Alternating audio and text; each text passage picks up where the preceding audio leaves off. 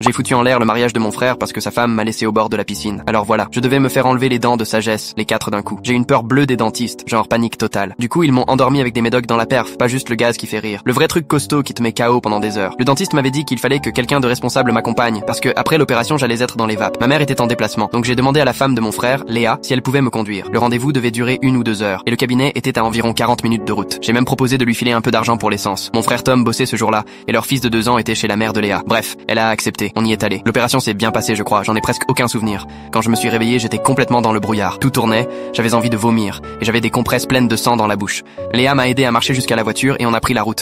Et là, c'est devenu bizarre. J'étais à moitié endormi sur le siège passager, en train d'essayer de pas dégueuler, quand elle s'arrête d'un coup. Elle sort de la voiture et me dit de la suivre. J'étais trop dans le gaz pour réfléchir, alors j'ai obéi.